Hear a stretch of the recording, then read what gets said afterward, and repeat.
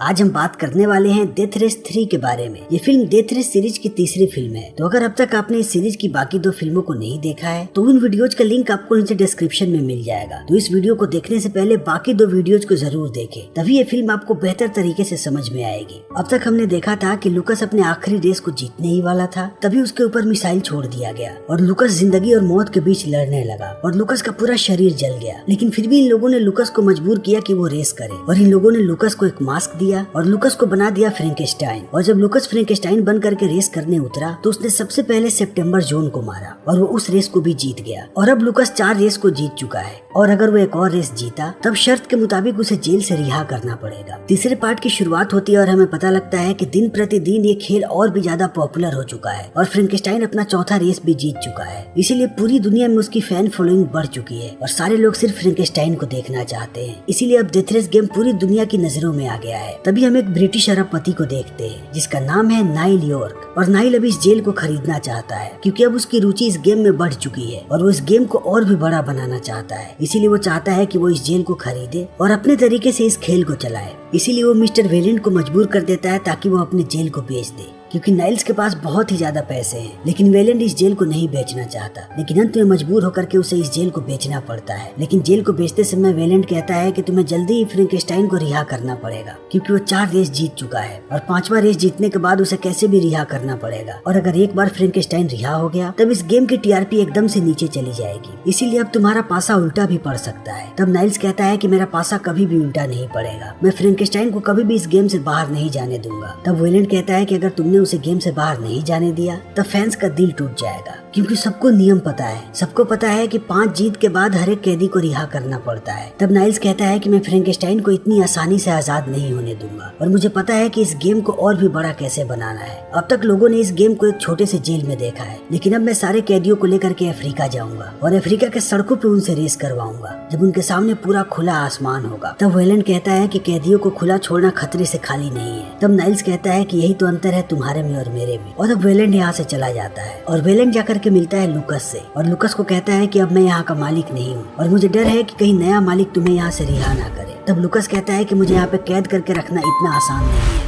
और वेलेंट कहता है कि तुम्हें यहाँ से निकलने के लिए बहुत ही कड़ी मशक्कत करनी पड़ेगी। फिर अगले दिन नाइल्स मिलता है लुकस से और कहता है कि पूरी दुनिया तुम्हारी फैन बन चुकी है और सब फ्रैंकेस्टाइन को देखना चाहते हैं, इसीलिए मैं चाहता हूँ कि वो लोग हमेशा ही फ्रैंकेस्टाइन को देखें। तब लुकस कहता है कि मैं एक रेस जीतूंगा, उसके बाद मैं यहाँ से आजाद हो जाऊंगा। तब नाइल्स हंसने लगता है और कहता है कि तुम कभी भी यहाँ से आजाद नहीं होगे, अगर तुम इस रेस को जीते तब मैं तुम्हें मार दूंगा और जब तक तुम इस रेस को हारते रहोगे तब तक तुम जिंदा रहोगे। और अब नाइल्स जल्दी इन सारे लोगों को लेकर के पहुँचता है अफ्रीका। लेकिन जैसे ये लोग अफ्रीका पहुंचते हैं वहाँ के कुछ कैदी इन पे हमला करने लगते हैं क्योंकि इनके साथ सारी लड़कियां भी होती हैं जो नेविगेटर का काम करती हैं। और देखते ही देखते यहाँ पे घमासान लड़ाई होने लगती है और लुकस भी उनका मुकाबला करने लगता है। लेकिन इसी लड़ाई के दौरान लुकस का मास्क नीचे गिर जाता है और कैटरीना देख लेती है कि लुकस ही फ्रैंकेस्टाइन है। इसीलिए कैटरीना को बहुत ही ज्यादा गुस्सा आता है और वो लुकस से कहती है कि तुमने हम सबसे झूठ बोला है और तुमने हम सबको धोखा दिया है, तुम्हें हमें बता देना चाहिए था कि तुम जिंदा हो और तुम ही फ्रैंकेस्टाइन हो। और लुकस कहता है कि ये सब बताना इतना आसान नहीं था। तब कैटरीना कहती है कि क्या तुमने उन लोगों से कोई डील की है? तब लुकस कहता है कि नहीं। लेकिन अब सारे लोग लुकस पे बहुत ही ज्यादा गुस्सा है, इसीलिए वो यहाँ से चले जाते हैं। तभी अगले दिन लुकस पहुँचता है गोल्डबर्ग के पास और कहता है कि मुझे तुम्हारी मदद चाहिए क्योंकि बिना तुम्हारी मदद के मैं ये रेस बिल्कुल नहीं जीत पाऊंगा। और गोल्डबर्ग कहता है कि हाँ मैं तुम्हारी मदद करूंगा, लेकिन अब से तुम कभी भी मुझसे झूठ नहीं बोलोगे। और लुकस मान जाता है। तभी दूसरी तरफ एक और मैच होता है और ये मैच होता है सारे नेविगेटर्स का। अभी यहाँ पे कुल 16 नेविगेटर्स हैं, लेकिन इन्हें सिर्फ 10 नेविगेटर्स चाहिए, इसीलिए इन सब के बीच लड़ाई होगी और 16 में से सिर्फ 10 ही नेविगेटर्स जिंदा बचेंगे। और अब सारे लड़कियों के बीच घमासान लड़ाई होने लगती है और कैटरीना यहाँ पे बहुत सारे लड़कियों को मारती है और जल्दी ही 6 लड़कियां मारी जाती हैं। इसीलिए अब रेस की तैयारी होने लगती है। लेकिन रेस शुरू होने से पहले सारे नेविगेटर और रेसर के पीछे एक ट्रैकिंग डिवाइस लगाया जाता है ताकि अगर ये लोग यहाँ से भागने की कोशिश करें तब इन्हें ट्रैक करके मार दिया जाए क्योंकि अभी लोग गाँव के बीचों बीच अपनी गाड़ी चलाने वाले हैं जहाँ पर कोई भी बाउंड्रीज नहीं है। और अब जल्दी ही शो शुरू होने वाला होता है। लेकिन शो के शुरू होने से पहले हम अभी शो की नई होस्ट को देखते हैं जिसका नाम है सटाना। और अब सारे के सारे रेसर्स अपनी अपनी गाड़ियों के पास जाने लगते हैं और सारे के सारे नेविगेटर्स भी। और लुकस के साथ एक बार फिर से हम कैटरीना को देखते हैं और लुकस यहाँ पे कैटरीना से बात करने की कोशिश करता है ताकि वो उससे माफी मांग सके। लेकिन कैटरीना यहाँ पे लुकस से बिल्कुल भी बात करने को तैयार नहीं है। और अब जल्दी इस रेस का काउंटडाउन शुरू हो जाता है। लेकिन काउंटडाउन खत्म होने से पहले ही एक आदमी अपनी गाड़ी को लेकर के यहाँ से जाने लगता है और इस चीज को नाइल और सटाना देख लेते हैं। इसीलिए वो उसके ट्रैकिंग डिवाइस को ट्रैक करते हैं और यहाँ से एक मिसाइल छोड़ते हैं और ये मिसाइल जाकर के जल्दी ही उसकी गाड़ी के परखच्चे उड़ा देती है और अब 10 में से सिर्फ 9 रेसर्स बचते हैं और अब देखते ही देखते जल्दी ये रेस शुरू हो जाती है और सारे लोग अपनी गाड़ियों को आंधी की स्पीड से बढ़ाने लगते हैं और जल्दी ये सारे लोग पहुंचते हैं एक मरुस्थल में और इसी मरुस्थल में अब इन्हें हथियार मिलने वाले होते हैं, लेकिन उससे पहले इन्हें शील्ड को पार करना है और अब शील्ड को पार करने के लिए सब एक दूसरे को मारने लगते हैं और ये लड़ाई बद से बदतर होती चली जाती है और बहुत कम लोगों को यहाँ पे हथियार मिल पाता है, लेकिन जिन्हें भी हथियार मिलता है वो बाकी रेसर्स का जीना हराम कर देते हैं और जल्दी ये लोग एक रेसर की गाड़ी को पलट देते हैं, लेकिन गाड़ी के ब्लास्ट होने से पहले ही वो रेसर गाड़ी से निकल करके भागने लगता है। लेकिन एक बार फिर से ये लोग उस आदमी को ट्रैक कर लेते हैं और एक मिसाइल छोड़ते हैं और वो मिसाइल जल्दी ही उस आदमी के भी परखच्चे उड़ा देती है और अब सिर्फ 8 रेसर्स बच जाते हैं। तभी हम गोल्डबर्ग को देखते हैं जो कि लुकस से बात करता है और उसे बाकी 8 रेसर्स के बारे में बताता है और वो बताता है कि टर्मिनल आइलैंड से सिर्फ यहाँ पे 2 ही लोग हैं, एक खुद लुकस और दूसरा 14 के, बाकी उसके अलावा सारे बाहर के लोग हैं और ये सब के सब बहुत ही खतरनाक और पागल हैं और ये कुछ भी कर सकते हैं। इसीलिए लुकस को बहुत ही चौकन्ना रहने की जरूरत है क्योंकि ये लोग किसी भी हद तक जा सकते हैं। और गोल्डबर्ग यहाँ पे बिल्कुल सही कह रहा होता है क्योंकि एक के बाद एक हमें नए नए पागल देखने को मिलते हैं जो कि देखते ही देखते सारी पराकाष्ठाओं को पार करने लगते हैं और वो एक दूसरे को बहुत ही बेरहमी के साथ मारते हैं और जल्दी ही आज का दिन खत्म होने के कगार पे आ जाता है और लुकस आज का मैच जीतते जीतते रह जाता है क्योंकि आज का मैच रेजर नाम का एक आदमी जीत जाता है और लुकस नंबर 2 पे आता है। लेकिन जैसे ही ये मैच खत्म होता है और सारे लोग जेल के अंदर आते हैं तब एक साइको आदमी लुकस को मारने की कोशिश करता है, लेकिन गोल्डबर्ग उसे बचा लेता है। लेकिन इसी बीच गोल्डबर्ग घायल हो जाता है और गोल्डबर्ग को ये लोग लेकर के हॉस्पिटल पहुंचते हैं जहाँ गोल्डबर्ग की मुलाकात होती है एक नर्स से और ये नर्स और गोल्डबर्ग दोनों एक दूसरे को पसंद करने लगते हैं। तभी रात में एक पुलिस आती है महिलाओं के सेल में ताकि वो यहाँ से एक लड़की को ले जा सके फ्रैंकेस्टाइन के लिए और कैटरीना को लगता है कि ये लोग कैटरीना को लेकर के जाएंगे, बल्कि ये लोग कैटरीना को नहीं किसी दूसरी लड़की को लेकर के यहाँ से जाते हैं। और इस चीज को देखने के बाद कैटरीना बहुत ही ज्यादा गुस्सा हो जाती है क्योंकि कैटरीना लुकस को चाहती है और वो नहीं चाहती कि लुकस किसी और लड़की को छुए। और अब वो नई लड़की पहुंचती है लुकस के पास, लेकिन लुकस उस लड़की को हाथ तक नहीं लगाता और अब जल्दी ही दूसरे दिन का रेस शुरू होने वाला होता है। लेकिन रेस के शुरू होने से पहले लुकस सबको सच्चाई बताने लगता है और कहता है कि मैंने तुम लोगों को सच्चाई इसलिए नहीं बताई क्योंकि अगर मैं तुम्हें सच्चाई बताता तब वो लोग तुम सारे लोगों को मार देते, इसीलिए मैं सच्चाई छुपा करके अपने साथ साथ तुम सारे लोगों को बचा रहा था। और अब इन सारी बातों को सुनने के बाद कैटरीना भी लुकस को माफ कर देती है और इन दोनों के बीच एक बार फिर से नजदीकियां बढ़ने लगती हैं और दूसरे दिन का घमासान रेस शुरू हो जाता है। और आज हमें कुछ बहुत ही खतरनाक चीजें देखने को मिलती है। आज मुकाबला होता है डेथ रेस के सबसे पागल ड्राइवर और डेथ रेस की पहली महिला ड्राइवर का और वो पागल आदमी इस लड़की की गाड़ी को पलट देता है और उसे मारने ही वाला होता है। तभी वो लड़की अपनी पलटी हुई गाड़ी से एक मिसाइल छोड़ देती है और उस आदमी को वहीं पे परखच्चे उड़ जाते हैं। तभी एक दूसरा आदमी उस लड़की को मार देता है और आज के गेम के शुरुआत में ही 2 ड्राइवर्स की मौत हो जाती है। और देखते ही देखते ये गेम एक बार फिर से बहुत ही धाकड़ होने लगता है क्योंकि अब ये लोग अपनी गाड़ियों को लेकर के यहाँ के गांव में घुस जाते हैं जहाँ पे बहुत सारे लोग प्रोटेस्ट कर रहे होते हैं कि डेथ रेस को बंद कर देना चाहिए। इसीलिए वो सारे लोग इन पे ईंट पत्थर चलाने लगते हैं, लेकिन कुछ पागल ड्राइवर्स उन पे ही गोलियां चलाने लगते हैं। इसीलिए जैसे ही उनकी गाड़ी पलटती है वो भीड़ इन ड्राइवर्स को मारने लगती है। तभी हम लुकस को देखते हैं जो कि अपनी प्लानिंग के मुताबिक सारे कामों को कर रहा है क्योंकि आज के रेस से पहले उसने अपने सारे साथियों के साथ एक प्लानिंग की थी। इसीलिए प्लानिंग के तहत वो घुस जाता है आतंकवादियों के बसेरे में और वहाँ पे उन पे गोलियां चलाने लगता है और ये सारे आतंकवादी पागल हैं, इसीलिए वो भी अपनी गाड़ियों में बैठते हैं और इनकी गाड़ियों पे हमला करने लगते हैं। और अब लुकस की परेशानियां थोड़ी कम हो जाती है क्योंकि लुकस के पीछे कई लोग लगे थे जो उसे मारना चाहते थे, लेकिन अब ये सारे आतंकवादी उनके भी पीछे लग चुके हैं और वो सारे लोगों को मार रहे हैं। इसीलिए अब लुकस उनका ध्यान भटकाने में बिल्कुल कामयाब रहा है। इसीलिए अब यहाँ पे चारों तरफ घमासान लड़ाई हो रही है और चारों तरफ गोलियां चल रही है। इसीलिए नाइल एक हेलीकॉप्टर भेजता है ताकि वो इन्हें बचा सके और अब सारे हेलीकॉप्टर वाले इन आतंकवादियों पे गोलियां चलाने लगते हैं। तब तक ये सारे लोग अपने फिनिश लाइन तक पहुंचने वाले होते हैं। इसी बीच कोई गोल्डबर्ग और लिस्ट के पास एक बॉम्ब फेंक देता है और इस ब्लास्ट में लिस्ट तो बच जाता है, लेकिन गोल्डबर्ग की हालत बहुत ही ज्यादा खराब हो जाती है। इसीलिए लुकस अब अपनी गाड़ी को फिनिश लाइन तक लेकर के नहीं जाता और वो मास्क पहन करके गाड़ी से नीचे उतर जाता है क्योंकि वो गोल्डबर्ग के पास जाना चाहता है। तभी उसे पता लगता है कि गोल्डबर्ग मर चुका है और इसी के साथ आज का भी दिन खत्म हो जाता है और गोल्डबर्ग की मौत से लुकस बहुत ही ज्यादा दुखी है। इसीलिए रात में नाइल्स पहुंचता है लुकस के पास और कहता है कि कल खेल का आखिरी दिन है, इसीलिए तुम्हें कल कैसे भी हारना है और अगर तुम कल जीते तब मैं तुम्हें वहीं पे खत्म कर दूंगा। और अब नाइल्स धमकी देने के बाद यहाँ से चला जाता है। तभी हम सटाना को देखते हैं जिसे पता लग जाता है कि नाइल्स ने उसे रिप्लेस कर दिया है और उसने उसके शेयर्स भी खत्म कर दिए हैं इस कंपनी से। इसीलिए अब सटाना नाइल्स पे बहुत ही ज्यादा गुस्सा होती है। तभी रात में फिर से एक बार कैटरीना पहुंचती है लुकस के पास और कहती है कि क्या उस रात तुम उस लड़की के साथ सोए थे? और लुकस कहता है कि नहीं, मैं सिर्फ तुमसे प्यार करता हूँ। और अब यहाँ पे ये दोनों एक दूसरे से अपने प्यार का इजहार करते हैं। और अब जल्दी ही तीसरे दिन का रेस भी शुरू हो जाता है और आज का रेस भी बहुत ही घमासान होता है क्योंकि आज सब कैसे भी जीतना चाहते हैं और वो एक दूसरे के खून के प्यासे हैं। इसीलिए आज बहुत ही जल्दी लोग मारे जाते हैं और रेस शुरू होने के तुरंत बाद ही हम एक ड्राइवर को जल करके मरते हुए देखते हैं। तभी हम लुकस को देखते हैं जो कि सबसे आगे चल रहा है और नाइल्स इस चीज को देख लेता है। इसीलिए नाइल्स डर जाता है कि कहीं लुकस इस मैच को जीत ना जाए। फिर वो अपने आदमियों को कहता है कि फ्रैंकेनस्टाइन को ट्रैक करो और उसके ऊपर मिसाइल छोड़ो। और इन सारी चीजों को देखने के बाद सटाना और भी ज्यादा गुस्सा हो जाती है और वो यहाँ से बाहर जाकर के एक आदमी को कॉल करती है और कहती है कि मैं तुम्हारे साथ हूँ, बताओ मुझे क्या करना है। तभी हम लुकस को देखते हैं जिसे पता लग चुका है कि उसके ऊपर मिसाइल छोड़ा जा रहा है। इसीलिए वो 14K से बात करता है और 14K अपनी गाड़ी को लेकर के आने लगता है लुकस के गाड़ी के पास। और जैसे ही यहाँ पे मिसाइल आने वाली होती है तभी 14K अपनी गाड़ी को आगे कर देता है। इसीलिए मिसाइल का रास्ता बदल जाता है और मिसाइल लुकस के गाड़ी से ना टकरा करके एक पहाड़ से टकरा जाती है और लुकस एक बार फिर से बच जाता है और वो अपनी गाड़ी को चलाने लगता है। लेकिन लुकस के साथ यहाँ पे 14K भी होता है और जल्दी ये लोग पहुँचते हैं फिनिश लाइन तक। और इस समय लुकस सबसे आगे होता है लेकिन फिनिश लाइन पे जाने के बाद वो अपनी गाड़ी को मोड़ लेता है और वो फिनिश लाइन तक नहीं जाता और वो 14K को आगे जाने देता है और 14K आज का मैच जीत जाता है। लेकिन अब लुकस अपनी गाड़ी को लेकर के जेल के अंदर चला जाता है जहाँ पे नाइल्स बैठा होता है और वो जल्दी ही अपनी गाड़ी को नाइल्स के ऊपर चढ़ा देता है और इस पूरे जेल में बहुत ही बड़ा ब्लास्ट होता है। और इस ब्लास्ट के थोड़ी देर बाद हम सटाना को देखते हैं जो कि मीडिया वालों के सवालों के जवाब दे रही है और सटाना यहाँ सबको बताती है कि नाइल्स की मृत्यु हो चुकी है और उसके साथ साथ कैटरीना की भी। लेकिन फ्रैंकेनस्टाइन जिंदा बच चुका है मगर उसकी हालत बहुत ही ज्यादा खराब है। और अब समय ऐसे ही बीतते जाता है और थोड़े समय के बाद हम एक जले हुए आदमी को देखते हैं जिसका पूरा शरीर जल चुका है और उसका चेहरा भी जल चुका है। इसीलिए अब लोगों के लिए पहचानना मुश्किल है कि ये आदमी कौन है। लेकिन डॉक्टर्स इस बात की पुष्टि करते हैं कि ये फ्रैंकेनस्टाइन ही है क्योंकि उसका ट्रैकिंग डिवाइस फ्रैंकेनस्टाइन के ट्रैकिंग डिवाइस से मैच कर रहा है। तभी हम एक नई कंपनी को देखते हैं जो कि अब डेथ रेस को फिर से नए सिरे से शुरू करना चाहती है और डेथ रेस को शुरू करने के लिए इनको सबसे बड़ी चीज चाहिए तो वो है फ्रैंकेनस्टाइन। इसीलिए ये लोग पहुंचते हैं फ्रैंकेनस्टाइन के पास। तभी हम फ्रैंकेनस्टाइन का चेहरा देखते हैं और हमें पता लगता है कि ये फ्रैंकेनस्टाइन नहीं बल्कि नाइल्स है। और नाइल्स भी यही बात चिल्ला चिल्ला के सबको कह रहा होता है कि मैं फ्रैंकेनस्टाइन नहीं हूँ बल्कि नाइल्स हूँ। लेकिन अब नाइल्स की बात कोई भी नहीं सुनता और सबको लगता है कि ये फ्रैंकेनस्टाइन है और ये मनगढ़ंत कहानियां बना रहा है। और अब थोड़े समय के बाद हमारे सामने एक शहर का दृश्य आता है और यहाँ पे हम देखते हैं कैटरीना को, वो भी लुकस के साथ। और इन दोनों के साथ साथ यहाँ पे गोल्डबर्ग भी होता है और गोल्डबर्ग अभी भी जिंदा है और गोल्डबर्ग के साथ वो नर्स भी होती है। तभी लुकस देखता है कि अभी उसके अकाउंट में बहुत सारे पैसे आए हैं। तभी लुकस को कॉल आता है वेलेंट का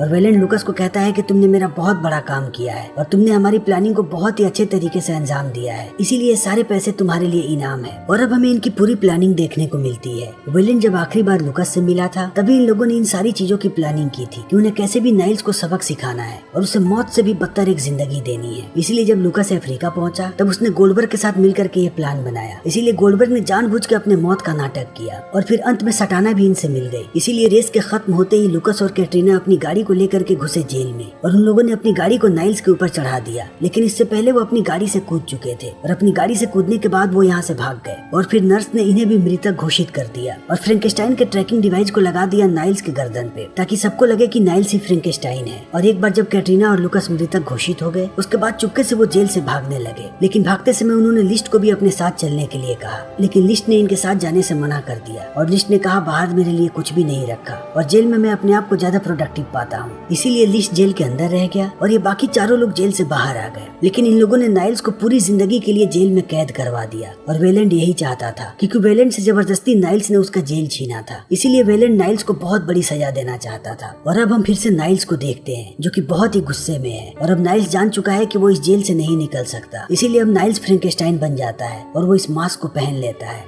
और कहता है कि अब मेरी जिंदगी का एक ही मकसद है और वो है बदला। और इसी के साथ ये फिल्म यहीं पे खत्म हो जाती है। लेकिन दोस्तों डेथ रेस की कहानी यहीं पे खत्म नहीं होती। हम जल्दी अपने चैनल पे इस फिल्म के चौथे पार्ट को लेकर के आएंगे। तो इसी के साथ हमारी आज की ये वीडियो यहीं पे खत्म होती है। उम्मीद है कि आपको हमारी ये वीडियो पसंद आई होगी। अगर आपको हमारी ये वीडियो पसंद आई हो तो इसे लाइक करें, शेयर करें और चैनल को सब्सक्राइब करें। Thank you.